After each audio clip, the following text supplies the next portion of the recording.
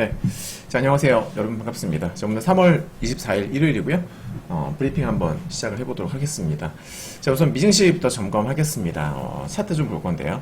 나스닥 100 지수 본장 보면은 목요일날 갭상승 출발을 했었다가 음봉으로 마감하면서 볼벤을 이탈을 하지 않았었습니까? 네. 그리고 금요일에는 소폭 개파라 출발했었는데 다행스럽게도 볼벤 재돌파에 실패를 했습니다. 자, 무슨 말이냐면, 자, 이게 이제 본장 일봉이죠. 보시면은 목요일날 큰 폭의 갭상승이 있었습니다. 그죠? FOMC 회의에 하면서 급등이 나왔고 다음날도 갭상승이 있었었는데 정고점 신고가, 그러니까 제가 이거 좋다고 말씀드렸죠. 신고가를 만들자마자 정고점을 돌파를 하자마자 바로 짱대 음봉이 나왔어요. 그죠? 꼬리가 하나도 달리지 않은. 그래서 이건 매우 긍정적이다라는 말씀 드렸습니다. 정고점을 돌파를 하고 나서 바로 안 빠지면 이건 조금 문제가 있는 건데, 그러니까 숏 입장에서는 문제가 있는 건데, 바로 빠져줬으니까 얼마나 다행입니까? 그죠? 그리고 무엇보다 볼벤을 이탈했다는 것에 저는 긍정적이다라는 말씀을 드렸던 부분이고, 자, 이제 금요일날 개파락으로 출발했어요. 0.15% 정도 소폭 개파락으로 출발하고 나서 제가 분명히 여러분들께 말씀드렸어요. 방송상에서 말씀드렸던 부분인데, 그때 라이브 방송 보셨던 분들은 아실 거예요. 개파락 출발했는데 저는 이대로 빠지기보다는 여기 맥점, 그죠? 이거 맥점 테스트 나올 것 같다. 그리고 맥점 테스트를 하면 당연히 돌파가 나올 거다. 그죠? 제가 말씀드렸거든요. 역시나 테스트가 나왔죠. 돌파가 나왔죠. 네. 그죠? 그러니까 저항 테스트는, 물론 저항 테스트, 지지 테스트 없이 원웨이로 갈 때도 있긴 있어요. 하지만 매우 높은 확률로 지지와 저항 테스트를 받아요. 자, 지난번에 우리 수익 실현했었을 때, 이때도 보시면은 급락을 했다가 그냥 바로 원웨이로 빠지지 않고 어떻게 됐어요? 자, 여기 맥점이었잖아요. 그죠? 그죠? 맥점이다 보니까 장대 양봉으로 저항 테스트가 나왔던 거예요, 이것도. 그죠, 여러분들? 네. 그러니까 지지와 저항 테스트는, 그러니까 보통 이제 개미들은 내가 생각했던 방향으로 원웨이로 갈 거다라고 생각들을 하고서 홀딩을 하는데, 확률상으로는 매우 낮다. 원웨이보다는 대부분은 지지 저항 테스트를 받는다. 그러다가 이제 지난번에는 여기 맥점을 돌파한 거죠. 했다가 신고가가 나오고서 또 밀린 겁니다. 네. 밀리면서 여기 저항 테스트가 나온 거예요. 그렇죠, 여러분들? 이제 이것을 우리가 어떻게 해석을 할 것이냐. 자, 보면은 일단은 방금 전에 말씀드렸습니다만 너무 다행스럽게도 볼벤을 못 넘겼죠, 지금. 그죠? 물론 뭐 볼벤을 못 넘겼다고 해서 무조건 급락으로 이어지는 건 아닙니다. 맞죠? 네, 하지만 볼벤을 돌파하는 것보다는 훨씬 나아요, 숏 입장에서. 예를 들면 최근에 보여줬던 흐름을 잠깐 보여드리면은, 자, 여기 보시면, 자, 볼벤을 지난 12월 달 보시면요. 자, 종가 기준으로 요게 볼벤, 좀 더 진한 연두색 있죠? 요게 볼벤이에요. 예, 이 밝은 핑크는 5일선입니다. 5일선. 자, 돌파 나오고 음봉이 나왔는데 볼벤 안 깼죠? 쉬어갔는데 볼벤 안 깼죠? 추가 상승. 이거거든요. 예. 볼벤을 깨느냐 안 깨느냐는 정말 중요합니다. 자, 그리고 지난 1월 달에 돌파 나오고 음봉이 나왔지만 볼벤 안 깼죠. 다음날 양봉 나왔지만 또 볼벤 안 깼죠. 역시나 추가 상승. 그러다가 음봉 2개 나왔는데 살짝 빠졌죠. 이날 볼벤 이탈했잖아요. 이탈하고 나서 빠졌다가 반등 줬지만 결국 급락. 이해되시죠, 여러분들? 네. 그러니까 볼벤을 깨느냐 안 깨느냐는 매우 중요한, 기술적 분석을 할 적에 매우 중요한 부분이다. 물론 100%는 없습니다. 제가 항상 말씀드리지만 100%는 없어요. 그리고 지난번에 급락을 할 적에도 보시면 돌파했다가 다음날 음봉이 나왔는데 볼벤을 이탈했잖아요. 이탈하면서 급락. 이때도 볼벤 돌파 시도 나왔지만 못 넘겼죠? 급락까지는 아니었지만 어쨌거나 눌렸다가 PCE 발표하면서 급등이 나왔던 거거든요, 이날. 맞죠, 여러분들? 네. 그래서 지금도 볼벤 돌파 못했던 점은 긍정적이다. S&P 500도 마찬가지예요. 요 놈도 지금 연속으로 음봉이 2개 나왔는데 이날은 볼벤을 넘겼죠. 하지만 금요일날 볼벤은 살짝 이탈을 해주는 모습입니다. 그죠, 여러분? 네. 기술적으로는 그러니까 하락폭이 깊지 않아서 살짝 애매하긴 합니다. 아직 확신을 할 수는 없어요. 아직 확신할 수 없지만 그래도 긍정적으로 볼 수 있다라는 겁니다. 네, 그리고 이제 양봉인데 이게 맥점을, 제가 이거 맥점이라는 말씀드렸잖아요. 네. 맥점이랑 지금 딱 정확하게 키스를 했어요. 그러니까 이게 이 차트를 보여드리면, 네, 좀 확대해서 보여드릴게요. 어떻습니까? 이게 맥점이었잖아요. 이 저항 테스트가 나왔는데 종가 기준으로는 아주 살짝 넘어가는 모습. 아주 살짝. 그죠, 여러분? 살짝 지금 딱 그 넘어갔는지 뭐 딱 부딪혔는지 모르겠는데 아무튼 거의 뭐 이 정도면 다 왔다고 봐야 돼요. 네, 이날 고점이 18338이고 이날 종가가 18339니까 살짝 넘어갔네요. 1포인트 정도. 네. 그러니까 이날 고점을 아주 살짝 넘긴 겁니다. 그죠? 정 테스트를 하고서 쭉 빠지다가 끝이 났는데 종가 기준으로는 살짝 넘겼다. 아무튼 그렇게 된 거예요. 자, 일봉은 그렇다면 이제 우리가 뭘 봐야 돼요? 네, 분봉을 봐야 되겠죠. 잠시 후에 봐드릴게요. 아무튼 뭐 딱 끝이 났고요. 월봉은 제가 뭐 지난 목요일에도 보여드렸습니다만 여전히 월봉 블랙홀, 블랙홀이 유효합니다. 지금 보시면은 이렇게, 그죠? 현재 블랙홀 라인 지난 1월달에 넘겼다가 꼬리 길게 달렸고요. 2월달에 넘겼다가 3월달에 분명히 조정이 나왔었습니다. 그랬다가 다시 FOMC의 결과 때문에 다시 급반등이 나온 거죠. 나오면서 고점을 높였다가 다시 빠지고 있는 중인 거죠, 지금.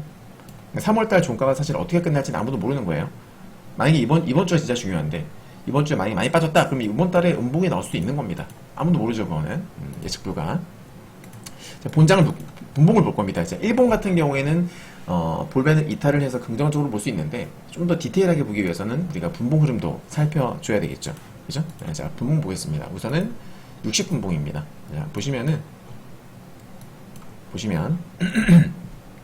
자, 60분봉상으로는 요게 이날이에요. 여기서부터 시작을 한 겁니다. 개파라 출발했죠. 그죠? 네. 하지만 20선까지 안 갔어요. 20선까지 안 가고서 반등이 나왔다가 이제 여기 일목균형표의 전환선을 깨고 반등이 나왔다가 꼬리를 달면서 지금 마감한 겁니다. 그래서 60분봉 기준으로는 아직까지는 조금 애매해요. 근데 탄력이 둔화가 되고 있는 건 맞다. 그러니까 지금 이 패턴이 약간 요거랑 살짝 좀 비슷한, 아주 살짝, 네. 그죠? 근데 이때도 어떻게 된 거냐면 빠지다가 전환선, 그죠? 그러니까 이때 전환선 밑으로 주가가 빠졌다가 전환선 위로 반등이 나왔다가 다시 빠지는 모습으로 마감했었거든요. 지금도 보시면 전환선 밑으로 빠졌다가 반등, 전환선 저항받고 다시 밀리는 그런 모습으로 끝이 난 거죠. 무슨 말인지 되시죠, 여러분들? 네, 그렇게 지금 끝이 난 겁니다. 그래서 쇼드 입장에서 나쁘진 않아요. 그리고 이때도 공통적으로 보여지는 모습이 이 패턴, 이 패턴. 이때도 빠졌다가 전환선 밑으로 전환선 위로 반등 나왔다가 빠지면서 추가락이 나왔단 말이에요. 그죠? 다 공통적으로 지금 보여지는 모습이죠. 네, 그래서 이 마지막 끝나는 모습은 나쁘진 않았다. 이게 이제 60분봉이고요. 다음은 15분봉입니다. 15분봉도 마찬가지예요. 다행히도 제가 항상 20선이 중요하다 말씀을 드리는데 막판에 종가 관리가 확 나왔어요. 반등이 나왔어요. 나왔다가 장 마감하기 한 15분 전이죠. 15분 전에 갑자기 훅 빠지면서 너무 당했었고 20선을 깼습니다. 물론 근데 이제 막판에 깨진 거고 또 이게 20선 부근이어서 아직은 살짝 애매합니다. 아직까지는. 그러니까 안심할 수는 없는 상황이다. 안심할 수는 없는 상황이고, 다만 이제 15분봉 기준으로는 보시면 이제 볼벤 상단, B2B 생각했을 때에 얘가 기준선에서 지지를 받았던 거예요. 기준선 지지 받고서 반등을 시도했는데, 다행히도 볼벤 상단까지 가지 못하고 다시 20선 이탈을 했다. 그죠? 그럼 여기서 우리가 예측해 볼 수 있는 움직임은 월요일날 뭐 본장이 갭상승을 할지 갭하락을 할지 모르겠어요. 왜냐하면 과열권도 아니고 과매도권도 아닙니다. 지금 현재 본장 분봉은. 그래서 여기서 우리가 예상해서 볼 수 있는 것은 어쨌거나 B2B, 그러니까 볼벤 상단 맞고서 빠지다가 반등 주고 다시 빠지는 분위기라서 개파락 가능성, 굳이 둘 중에 뭐 고르라고 하면 개파락 가능성 좀 있지 않을까 하면 이제 여기 B2B니까 다음 볼벤 하단, 그죠? 네, 이거 한번 이제 찍기 위해서 좀 더 내려올 수 있지 않을까. 근데 중요한 것은 여기서 내려오게 되면 이제 본장이에요. 내려오게 되면 볼벤과 60선이 있잖아요. 그래서 여기까지 내려오면 또 반등 가능성이 있다라는 거죠. 그죠? 네, 반등 가능성도 있다. 여기까지 내려오면은 여기 바로 위에 맥점이 뭐가 있어요? 여기다 맥점입니다. 요거 맥점. 요것도 보시면은 제가 금요일날 라이브 했던 거 기억나시죠? 20선 테스트 나올 수 있다. 근데 캔들 하나만 보면 안 되고 최소 두세 개 봐야 된다. 역시나 돌파 시도 밀리고, 돌파 밀리고 하다가 종가 관리. 그러니까 이 너무나 중요한 라인이다 보니까 여기서 페이크가 엄청 나왔던 거예요. 올리는 척 하다가 뺐다가 또 뺐다가 보시면 저점 살짝 깼죠. 올린 척 하다가 또 뺀 거예요. 여기서 페이크 엄청 나왔다. 개미들 많이 털렸을 거예요. 단타치는 개미들. 그래서 결국 이렇게 거의 1시간 넘게 여기서 이 20선 부근에서 페이크를 주다가 그 다음에 급반등이 나왔던 거죠. 결국 B2B로. 맞죠, 여러분? 네. 근데 이제 제가 예상했던 맥점까지 올라간 거예요. 여기 맥점이 있었었죠. 딱 찍고서 급락을 했습니다. 딱 반등이 줬다 빠진 건데, 아무튼 월요일에 예상해볼 수 있는 흐름은 만약에 이제 개파락이나 뭐 장초반에 빠지게 되면은 볼벤 하단 및 60선 테스트 나올 거다. 그동안 추세가 워낙 강했기 때문에 근데 일반적인 하락으로 간다라면은 깨긴 쉽진 않을 거예요 아마. 그죠? 좀 세게, 그러니까 큰 폭으로 개파락을 하면 모르겠는데, 일단 월요일날 프리장에서 갭을 많이 빼는지 그 여부가 중요합니다. 그죠? 네. 그러기 위해서는 이벤트가 필요한데, 일단은 그 부분에 대해서 잠시 후에 설명드릴 거고요. 근데 이게 이제 본장 분봉이었습니다. 자, 선물 같은 경우에는 제가 음봉 나올 차례다라고 말씀드렸었죠. 왜냐하면 선물 1봉은 양봉이 4개였거든요. 이렇게. 하나, 둘, 셋, 넷. 근데 음봉이었는데 너무 아쉬웠어요. 차라리 양봉으로 끝이 나지, 차라리. 음봉은 음봉인데 도지형 음봉이어서, 너무 아쉬웠습니다. 맞죠, 여러분? 그게 좀 아쉬웠던 부분이고, 마찬가지로 맥점에서 지지받은 거예요. 제 선물도. 자, 아래 꼴이 달렸죠. 전날 보시면 이날 갭상승이었잖아요. 갭상승 시초가는 누가 만들어요? 큰손이 만들죠. 큰손이 만들었던 시초가를 어쨌거나 지지를 한 겁니다. 여기서. 지지가 받은 겁니다. 그래서 선물 차트 같은 경우에 조금 아쉬움이 있었다. 맥점을 갖다 깨면서 마감했으면 좋았을 텐데, 이게 보시면 짱대 음봉의 시초가였고, 그죠? 갭상승 양봉의 시초가였고, FOMC 회의 있었던 날 고점이었단 말이에요. 매우 중요한 가격대였는데 아쉽게도 여기서 지지를 받아버린 거예요. 네, 지지를 받고 끝이 난 겁니다. 일봉상으로 볼 적에는. 자, 그러면 얘도 이제 분봉을 좀 살펴봐야 되겠죠? 우선은 60분봉 선물 보겠습니다. 네. 자, 지지를 받았는데 중요한 것은 뭐냐? 자, 얘도 B2B 볼게요. 자, 볼배 상단에서 하단. 하지만 여기서 다시 꺾였죠. 또 하단. 약했어요. 그죠? 또 반등이 나왔는데 또 꺾였죠. 하단 연속으로 3번 때렸습니다. 약했던 거예요. 그래서 제가 그때 그 라이브 방송에도 말씀드렸어요. 반등 세게 나오면은 60분봉 B2B까지 나올 수 있다. 딱 60분봉 B2B 찍고서 급락을 한 겁니다. 여기서 긍정적인 거. 만약에 얘가 이제 세게 올라갈 거였으면 B2B가 나올 적에 가장 긴장해야 되는 건 뭐냐면, 볼벤에서 안 밀리는 거죠. 그죠? 볼벤에서 밀리지 않으면 이제 숏 입장에서는 무서운 거지. 근데 다행히도 밀릴 자리에서 밀렸다는 점. 그리고 여기 맥점이었잖아요. 지지받고. 그죠? 맥점에서 밀렸다는 점. 밀릴 자리에서 밀렸어. 자, 그리고 선물 60분 보게 되면은 어떻습니까? 20분선. 20분선 깼다가 꼬리 달았다가 다시 20분선 깼죠, 지금. 자, 보세요. 연두색이 깨졌습니다. 그죠? 깨졌죠? 물론 이제 깨지긴 했는데, 여기 보시면 이렇게 구름대 지지라인 딱 이렇게 있어요. 20선이 깨지긴 했어. 그러니까 B2B하고 해서 20선이 깨지긴 했는데, 구름대는 깨지지 못했어요. 이것도 사실 좀 애매한 부분이긴 해요. 그죠? 네. 그래서 일단은, 그래도 뭐 20선이 안 깨진 것보다 낫습니다. 깼기 때문에 이것도 조금은 긍정적으로 볼 수 있겠다. 그래서 만약에 월요일날 아침에 얘가 추가하게 나온다. 마찬가지 얘도 B2B 볼 수 있는 거죠. 볼배 하단까지 가게 되면은 전저점이면서 볼배 하단이라 여기서는 반등 한번 나올 수 있습니다. 자, 다음 15분봉. 이것도 그나마, 보시면 얘도 15분봉 기준으로 쭉 올라가다가 역시나 저항대 여기, 그죠? 저항대 딱 받고 빠졌는데, 다행히도 20선 깨졌죠. 그죠? 깨지고 반등 줬다가 맥점 부딪히고, 여러 맥점 부딪히고서 또 20선 깨면서 마감한 겁니다. 예, 그러니까 15분봉도 20선이 깨졌고, 60분봉도 20선이 깨진 거예요. 맞죠, 여러분? 이건 본장이네요. 이건 본장이었고요. 이건 본장이었고, 다시 선물 다시 볼게요. 이거 본장입니다. 본장 20선 깨진 거 아까 설명드렸던 거고, 다시 선물. 이게 선물 15분봉인데요. 네. 선물 같은 경우에는 보시면은 마찬가지 얘도, 자, 급반등이 나왔다가, 처음에 볼벤 조금 올라갔어요. 선물입니다, 이거. 선물 15분봉 올라가다가 어떻게 됐어요? 쭉 빠졌는데, 120, 노란색, 120선, 기준선, 120선 기준선 지지 받고서 어떻게 돼요? 반등 나오죠. 나왔다가 여기 20선 돌파 나왔다가 다시 쫙 빠지면서 끝이 났고, 다행인 점은 뭐예요? 자, 20선이 깨졌다는 거. 본장도 20선 깨졌고 선물도 20선 깨졌어요. 그리고 120선까지 왔는데 일단 기준선을 돌파 못한 상태로 끝이 났습니다. 즉 무슨 말이냐면, 일단은 뭐 보여지는 것만 말씀드리면 일단은 기준선 저항, 그죠? 네, 기준선 저항. 하지만 또 120선이라는 게 또 지지라인 대가 될 수 있잖아요. 그래서 본장 내일 이 프리장 초반 같은 경우에는 120선 지지에 대한 반등이 나올 수 있어요. 근데 만약에 반등이 안 나오면 빠진다 초반에, 그럼 매우 긍정적인 거죠. 빠지게 되면 어디? B2B 볼벤까지도 볼 수 있습니다. 이렇게 보시면 될 것 같아요. 자, 하여튼 전체적으로는 분봉은 어떻습니까? 숏 우위입니다. 네, 본장 분봉도 선물 분봉도 숏 우위로 마감한 것은 사실이다. 네, 그리고 이제 여기서 우리가 확실히 굳히기 들어가려면은 아무래도 두꺼운 통통한 음봉이 하나 나와줘야 됩니다. 이렇게 나와야 좀 더 확률이 확 올라간다. 그죠, 여러분? 네, 이렇게 보시면 될 것 같고. 자, 그리고 제가 그 지난번에 월봉 S&P 월봉 분석해드렸었는데 나스닥 100 지수도 마찬가지예요. 얘도 월봉을 보게 되면요, 본장 보십시오. 나스닥 100 지수의 월봉을 보게 되면 최근에 자 빨간색 화살표 하나입니다. 이게 뭐예요? 5개 연속 양봉이에요. 5양봉. 근데 보시면은 최근에 화살표 몇 개입니까? 하나, 하나죠, 그죠? 4번 연속 다 하나만 나왔어요. 이 말은 뭐냐면 양봉이 5개 나왔다가 4번 연속으로 급락이 나왔다는 겁니다. 코로나 때도, 코로나 팬데믹 때도 그랬고, 코로나 전에도 그랬고, 그죠? 그 전에 2018년도에 제가 연준에서 돈 풀었다고 말씀드렸죠. 그죠? 네. 2019년도구나, 그건. 이땐 무역전쟁 전이군요. 무역전쟁 전에도 그랬고, 네. 그리고 이제 작년부터 해가지고 막 쭉쭉 올라오기 시작할 때, 그때도 딱 올라갔다가, 네. 4개 나오고서 급락이 나왔단 말이에요. 그러니까 지금 공통점이 뭐예요? 4개.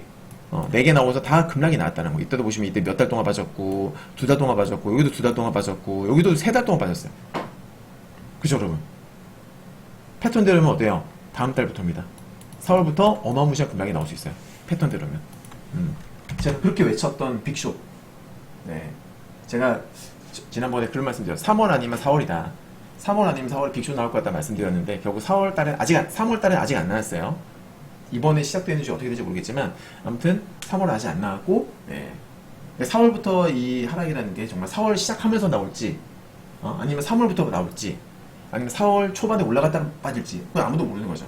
네. 근데 중요한 건 4월 달에는 빠질 확률이 진짜 높다. 정말 높습니다. 그죠, 여러분들? 빅쇼, 진짜 숏으로 진짜 꼴찌게 먹을 수 있는 찬스가 오고 있는 것 같아요, 지금. 자, 그 다음 S&P 500. 아까 말씀드렸죠? 볼멘 사지 이탈 마감했다고요. 20다이빙 시그널 유효합니다. 그리고 이제 그 본장 1분 보게 되면은 S&P 여기 상승 추세선 있죠, 요거. 자, 이 선이 어디서부터 왔어요? 네, 저기 밑에서부터 시작이 된 거죠. 여기. 그죠? 여기서부터 시작이 된 겁니다. 그래서 여기서부터 시작됐던 이 추세선이 어떻게 돼요? 지금 그거를 살짝 깬 거죠. 네. 그러니까 상단을 때렸다가 깨졌고, 그 다음 하단도 지금 살짝 연달아서 깬 겁니다. 제가 얼마 전에 그런 말씀드렸어요. 지금 이게 완전 수렴했기 때문에 여기서 위든 아래로는 간다. 근데 솔직히 이만큼 올랐는데 여기서 위로 가는 거는 상식적으로 봐도 어떻습니까? 좀 무리라고 보이시죠? 그죠, 여러분들? 네. 좀 무리라고 보이시죠? 아무래도. 그래서 여기서는 우리가 바라볼 수 있는, 기대를 해볼 수 있는 방향성은 아무래도 하방. 하방이 좀 더 자연스럽죠. 이런 추세에서 여기서 위로 가는 건 솔직히 무리죠. 좀 힘들어 보이지 않습니까? 네, 그래서 여기서는 아무래도 하방 가능성이 좀 높아 보이지 않나. 개인적으로 그렇게 보고 있고요. 근데 4월부터 급락 시작될 수 있다. S&P도 제가 지금 5양봉이라고 말씀드렸는데, S&P 패턴도 그렇잖아요. 네, 다음 달 빠질 확률이 되게 높지 않습니까? 그래서 저는 4월부터 진짜, 빠르면 뭐 3월 말부터 될 수도 있고, 우리 입장에서 3월 말부터 빠졌으면 좋긴 하겠는데, 좀 기대가 되는 국면입니다. 자, 근데 이제 주요 종목들을 제가 좀 봤어요. 뭐 마이크로소프트, 애플 등등 좀 봤는데, 주요 종목들은 차트가 좀 이뻐요, 지금 현재. 아무래도 그럴 수밖에 없는 게, 네. 잘 끝났잖아요. 표면적으로 봤을 적에는 어떻습니까? 볼벤에서 크게 안 빠졌으니까. 그래서 크게 안 빠지고서 이쁘게 지지를 받았다 보니까 이쁘게 끝난 건 사실이에요. 그죠? 네, 전체적으로는 괜찮게 끝이 났더라고요. 이 부분은 조금 아쉬운 부분입니다. 자, 이제 원달러 환율인데요. 제가 원달러 환율 계속 여러분들께 말씀드렸어요. 전 중기적으로 상승 본다. 월봉이 너무 좋다, 원달러가. 지금 차트 잠깐 보시면은, 원달러 보시면, 장난 아니죠? 급등이 나왔습니다. 물론 원달러 급등이 국내 증시의 하락, 미증시의 하락을 항상 이게 맞아떨어지진 않아요. 참고로 달러 인덱스 차트 잠깐 보여드리면 인덱스. 그러니까 원달러는 우리나라랑 비교를 한 거고, 네, 그죠? 달러 인덱스는 달러 정말로 달러 자체의 어떤 그 시세 변화 뭐 이렇게 보시면 돼요. 그러니까 이것도 이제 달러 인덱스도 그 여러 나라의 그 뭐예요? 통화나 이제 비교를 한 지수이긴 하거든요. 네. 달러 인덱스가.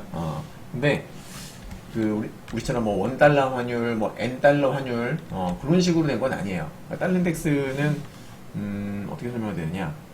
그러니까 예전에 제가 한번 설명드린 적이 있는데, 6개국 통화. 스위스 프랑도 있고요. 유로도 있고요. 캐나다 달러도 있어요. 파운드도 있고요. 하여튼 총 6개국의 통화를 비교를 한 거거든요, 여러분들. 네, 근데 그게 그러니까 비교했다기보다 어떻게 설명해야 되냐? 그게 다 구성이 된 거죠, 쉽게 말하면. 네. 이해되셨죠? 그러니까 어떻게 해야 되지? 6개국의 통화의 달러 가치를 지수화한 거예요. 아셨죠, 여러분들? 네, 그 지수화한 거라고 보시면 돼요. 뭐 자세한 거 네이버 검색해 보시면은 아마 자세히 아실 수 있을 겁니다. 그래서 엔화도 있고 유로, 엔, 뭐 여러 가지가 포함된 게 이제 달러 인덱스인데 실제로 달러 인덱스가 이때 확 올라갔었어요. 이때가 언제냐면은 이게 몇 월 달이지? 2023년도 7월부터 10월 달이에요. 네, 23년 7월부터 10월인데 23년 7월부터 10월 달 차트 보게 되면은 그때 이때죠. 그죠? 달러 인덱스가 올라가던 시점에 미증시는 계단식 하락을 한 적이 있어요. 근데 또 여기 보시면 달러 인덱스가 또 올라가죠. 여기서 올라가잖아요. 올라갈 때는 또 미증시 올라갔어요. 그러니까 항상 이게 맞아떨어지지 않아요. 네, 근데 중요한 것은 최근에 달러 인덱스도 올라가고 그리고 원달러도 올라가고 엔달러도 올라가는 전체적으로 달러가 더 올라가고 있는 그런 시점이다 라는 겁니다. 네. 그러니까 국내 증시 입장에서는 사실 수급적으로는 좀 좋지 않은 상황이 되는 거죠. 외국인들 입장에서는 원달러가 올라가는 건 좋지 않죠, 여러분들.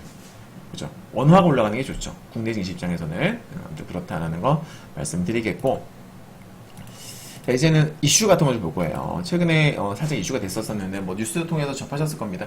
일본에서 지금 전염병이 돌고 있어요. 네. STSS라고 화농성 연쇄 상구균 독성 쇼크 증후군이라고 합니다. 영국 가디언지에서 보도가 나왔는데 올해 1월, 2월 달에 치사율이 최대 30%에 달하는 STSS 감염이 370여 건이 보고가 됐다라는 그런 신문 기사가 실렸습니다. 네. 일본 전체 47개 현 중에서 2개 현을 제외한 나머지 모든 현에서 지금 감염자가 발생을 했다라는 소식이었고요. 코로나와 비교해보면 코로나는 호흡기 감염이었었어요. 물론 뭐 비말도 있고 여러 가지 있었었는데 STSS 같은 경우에 비말과 신체 접촉 등을 통해서 감염이 된다. 차이가 좀 있었었죠. 그죠, 여러분들? 네, 이게 좀 차이가 좀 있고요. 자, 작년 하반기에 일본에서 STSS 진단받은 50살, 네, 50살 미만의 환자 중에서 전체 65명 중에서 21명이 사망을 했다고 합니다. 네, 잠시만요, 여러분들. 잠깐만요. 문을 좀 닫았으면 좋겠는데, 일하고 있는데. 자, 죄송합니다, 여러분들. 네. 그래서 65명 중에 21명이 사망을 했고요. 한 유튜브 제가 검색을 해봤어요. 현재 일본 현황이 궁금해서. 일본 현지에서는 그렇게 심각하게는 생각하지 않는다고 합니다. 그래서 오늘 기준으로 일본과 한국에, 물론 이거는 유튜브에 나온 내용이에요. 제가 직접 검증을 한 건 아닙니다. 일본 한국의 현재 입국 시에는 공항에서 검역 관련해가지고 별도의 절차는 아직 없다고 하는 걸 보니까 아직까지 뭐 이렇게 국가적으로 봤을 때 긴밀한 그런 상태는 아니다. 급박한 상태는 아니다. 라고 보시면 될 것 같아요. 그리고 근데 이제 한 가지 우리가 주목할 점은 뭐냐면 23년도에 STSS 감염자는 900명이 넘어요. 근데 올해 1월달, 2월달에는 벌써 지금 400명 가깝게 되거든요. 그러니까 작년 기준으로 단순 계산을 하게 되면 이거를 이제 연수치로 나뉘게 되면은 2개월 만에, 그러니까 작년 기준으로 보게 되면 1년 12달이잖아요. 나누게 되면 지금 2달이니까 160명 정도 나야 되거든요. 근데 벌써 400명 가깝게 됐다는 건 솔직히 작년보다 지금 꽤 빠른 속도로 지금 진행되고 있다는 겁니다. 무슨 말인지 되시죠, 여러분들? 네. 그리고 치사율 30%라는 건 엄청 높은 거예요.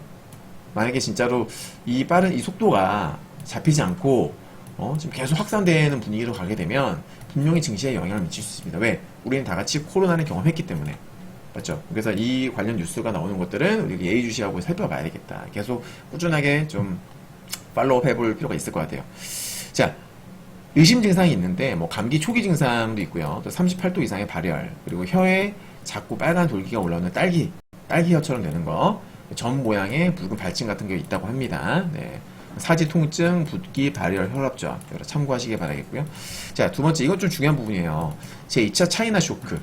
지금 디플레를 수출한다. 이런 말 들어보셨는지 모르겠는데 중국 같은 경우에는 아시겠지만 내수라든지 수출이 둘 다 좋지 않습니다.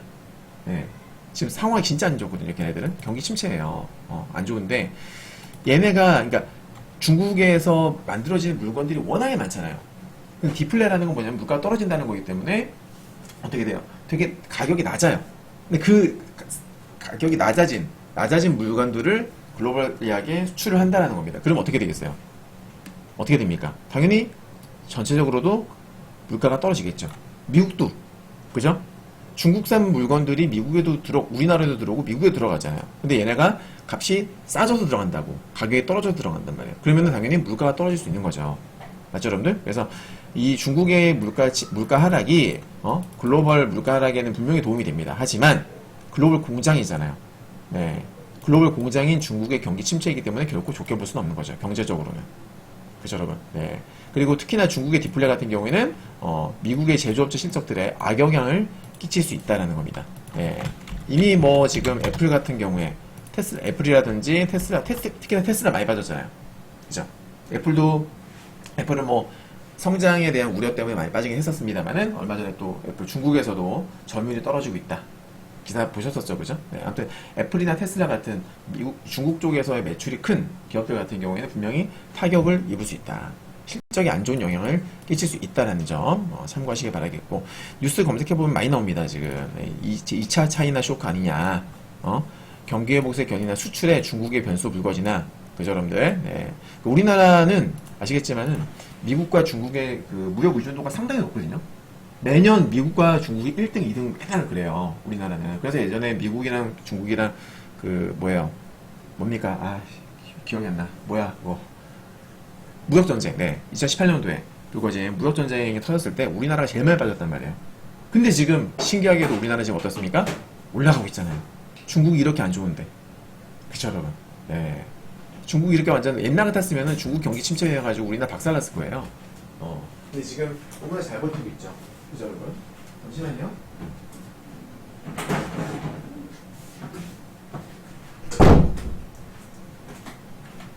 네.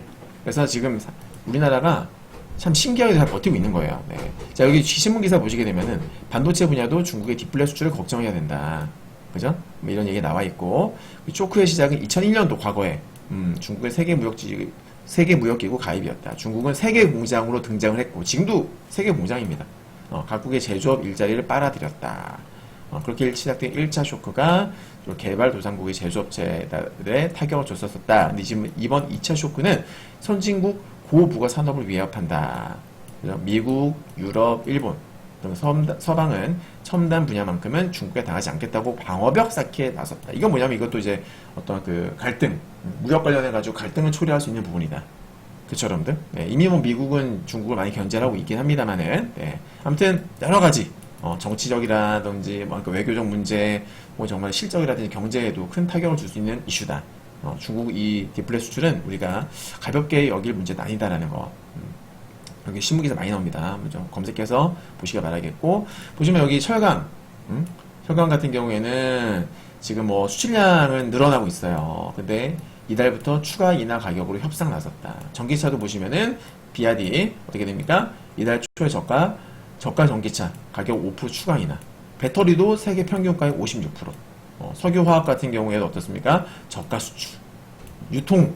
여러분들 테무 난리잖아요, 요즘에. 그죠, 여러분들? 테무 엄청 싸잖아요. 네, 각국의 거점 늘리면서 초저가 공세. 맞죠, 여러분?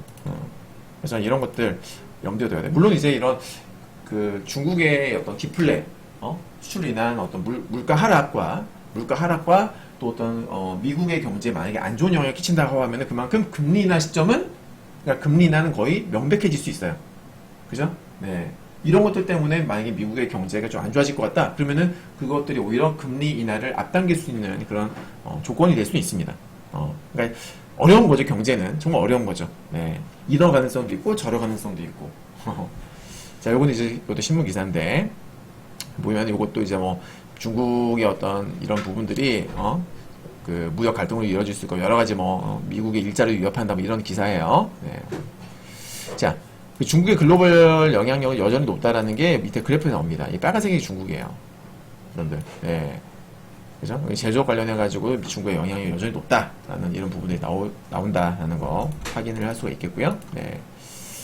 중국 막강합니다. 여전히 그러니까 한때 이제 중국 쪽에 뭐 여러 공장들이 글로벌 기업들이 유색 기업들이 막 공장을 세우고 하면서 뜨다가 한동안 또 베트남 쪽으로 그죠? 중국이 이제 노동력이 예전만큼 싸지 않으니까 베트남이라든지 뭐 주변 국가에 좀 늘어나는 추세긴 했습니다만 여전히 그래도 중국이 높아요. 그죠? 그래프를 통해 볼 수 있죠? 중국이 짱입니다. 근데 그런 중국이 지금 흔들리고 있는 거예요, 여러분들. 예. 근데 미국 증시는 막 엄청나게 올라가고, 우리나라도 올라가고 있어요, 지금. 자, 이제 이벤트를 볼 건데요. 3월 25일 날 제가 개인적으로 조금 기대하는 부분입니다. 월요일 날 21시 25분에 보스틱 총재의 연설이 있거든요. 근데 최근에 보스틱 총재의 인터뷰를 보게 되면 이게 3월 20 최근 겁니다. 이거 언제냐면은 GMT 플러스 9은 요건 이제 우리나라 한국 시간입니다. 참고로. 그죠? 한국 시간으로 3월 23일 오전 23일이면은 어제잖아요. 어제 토요일 날. 그죠? 토요일 오전에 이게 나온 거예요. 최종 수정판인데 이제 본격적인 인터뷰 하기 전에 여기 신문기사 나온 걸 보면 어떻습니까, 여러분들? 원 웨이컷 나오죠? 네. 그러니까 뭐냐면 올해 단 한 번의 인하를 예상한다. 그러니까 원래는 얘네가 작년에 뭐라고 기존에는 얘 입장이 뭐였냐면 2회였어요. 2회. 근데 2회에서 이번에는 한 번의 인하를 예상한다라고 지금 신문기사 나온 겁니다. 그런 보스틱이 월요일날 연설을 해요. 네, 결정 쉽지 않다. 인플레이션 전망에 대해서 자신감이 떨어졌다라고 얘기를 했습니다. 네, 안 그래도 그도 그럴 것이 얼마 전에 나왔던 그 지난번에 FOMC 회의 때 연준이 발표했던 내용 중에 보면은 경제 성장률 전망치가 원래 1.4%에서 2.1%로 올라간 거예요. 상당히 큰 폭으로 지금 상향 조정이 된 거거든요. 근데 경제가 좋은데 금리 인하를 한다? 뭐가 좀 안 맞잖아요. 금리 인하는 경제가 안 좋을 때는 거란 말이에요. 그죠? 안 좋을 것으로 예상이 될 때. 근데 제가 말씀드렸습니다만, 자, 금리 인하를 하는 금리 인상을 하는 목적은, 금리를 인상을 하는 목적은 물가를 낮추기 위해서, 경제가 너무 과열된 경제를 조금 식히기 위해서 금리를 인상합니다. 그죠? 금리를 근데 낮추는 이유는 뭐예요? 경제가 너무 안 좋을 때, 큰 악재가 터졌거나 경제가 너무나 지금 급격하게 안 좋다, 혹은 안 좋을 것으로 예상이 된다. 그럴 때 하는 거예요. 맞죠? 근데 이렇게 하게 되면, 금리 인하를 하게 되면 경제가 좀 올라오지 않습니까? 실제로. 효과를 좀 보잖아요. 맞죠? 근데 지금 물가가 많이 안 잡힌 상황에서 또 경제 성장률도 지금 2.1%를 올려놨는데 이 상태에서 금리를 인하를 하게 되면 물가가 잡힐까요? 여러분? 물가가 잡힐까요? 저는 쉽지 않을 거라고 봐요. 물론 아까 말씀드렸다시피 중국의 이런 디플레가 계속 유지가 된다면 이런 것, 그러니까 저는 그렇게 생각하는 거예요. 미국의 지금 물가가 좀 잡힌 이유는 중국의 영향이 매우 클 수도 있겠구나. 이거 무시 못하겠구나. 저 그런 생각도 했어요. 예. 자, 아무튼 이런 상황이다. 그리고 이제 제가 저번에 말씀드렸습니다. 점도표만 봤을 적에는 결코 도비시하지 않아요. 지금 이번 나온 게. 그죠? 그러니까 보면은, 자, 제가 저번에 점도표 정리했던 거 다시 한번 보게 되면 보십시오. 네. 그러니까 작년과 비교했었을 때, 그러니까 작년 12월 달에 발표된 점도표, 24년도 점도표 요거랑 비교하자 이 말입니다. 여러분들. 네. 이때는 3회, 3회 혹은 3회 이상, 그러니까 3회 내지는 3회, 4회, 5회, 6회 거기를 보는 사람들이 이제 몇 명이었어요? 6명, 11명이었어요. 이때 11명. 그죠? 11명이었거든요. 그리고 2회, 1회, 2회, 동결 1회, 2회가 몇 명이었습니까? 보시면 여기 8명이었단 말이에요. 그죠? 8명이었었어요. 근데 지금 어떻게 됐어요? 이게 9명으로 늘고, 요게 10명으로 줄어든 겁니다. 근데 지금은 2회 이하가 9명이고, 3회 이상이 10명이 된 거예요. 그러니까 분명히 점도표만, 24년도 점도표만 보기에는 분명히 요거는 어떻게 돼요? 호기시한 거예요. 도비시가 아니에요. 네. 근데 왜 올랐다 그랬어요? 제가 QT 때문에. 양적 긴축 감소 그것 때문에 올라간 거거든. 그러니까 금리만 놓고 봤을 적에는 금리 전망만 놓고 봤을 적에는 분명히 이거는 하방 요인이 됐단 말이에요. 하방 요인이 맞죠? 이거 우리가 무시하면 안 된다. 이거를 여러분들 이거 무시하면 안 된다. 자, 아무튼 그래서 보스틱 총재가 금리 관련해 가지고 좀 이제 약간 좀 매파적 그런 발언을 해주게 되면은 증시에 조정의 어떤 빌미가 또 될 수도 있겠다라는 겁니다. 네. 자, 그리고 이제 3월 28일 날 오전 우리나라 시간으로 아침 7시에 원로 이사의 연설이 예정이 되어 있는데 최근에 인터뷰 내용을 보게 되면은 마찬가지로 이분도 금리 인하 시점 관련해 가지고는 또 보수적인 지난 4주 전에는 원로가 금리 인하를 몇 달 더 연기할 수 있다 라고도 또 얘기를 했던 그런 인물입니다. 네, 그래서 마찬가지로 약간 이제 좀 보수적인 그런 성향이기 때문에 기대를 해볼 수 있지 않을까라고 생각이 되고요. 그 다음에 이제 3월 29일 날 드디어 PC, 가장 중요한 거죠. PC 발표가 있는데, 현재 컨센서스 같은 경우 보시면은, 자, 전월 대비입니다. 코어는 0.3% 나옵니다. 네. 그리고, 헤드라인 같은 경우에는 0.4% 나와요. 그죠? 네. 근데 이게 지금 꽤 높은 수치예요. 이 0.4%가 작년 9월달 이후로, 그러니까 월 단위로는 가장 높은 거거든요. 월 단위로는. 그죠, 여러분? 그래프 보면 나옵니다. 그래서, 만약 이렇게 나오면은 지금 이제 아무래도 그 숏에 조금 유리해지는 거죠. 숏에 좀 유리해지는 그런 값이 된다. 물론 컨센서스만큼 나올지는 모르겠지만은, 저번에도 제가 계속 강조드렸습니다만, 최근에 CPI는 3개월 연속이고요. PPI는 2개월 연속 컨센서스를 상회했습니다. 근데 월가는 지금 이 자료 보시게 되면 월가는 이번에 확실히 어떻습니까? 전체적으로 오를 것으로 지금 전망이 되고 있습니다. 네. 전체적인 분위기가 약간 좀 그래요. 그죠? 물론 이제 파월은 최근에 그 물가 지표가 좀 올라간 거에 대해서 일시적이다. 계절적 요인이다. 야, 이런 걸 오버하지 마. 오버하지 마. 이거는 일시적인 거야. 이렇게 말을 하긴 했어요. 네. 근데 만약에 이제 이번에 PCE 지표가 진짜 높게 나오면 과연 시장이 파월의 말대로 그냥 아무것도 아닌 셈 칠까요? 전 아니라고 생각합니다. 만약에 정말 컨센서스 상해라든지 좀 숫자가 높게 나왔다 그러면은 분명히 저는 급락 요인이 될 수 있다라고 보고 있습니다. 네. 자, 또 오늘 준비한 내용은 여기까지입니다. 주말 마무리 잘 하시고 벌써 밤 11시 11분이네요. 13분이네요. 네. 편안한 밤 되시고 내일 아침에 뵙도록 하겠습니다. 감사합니다.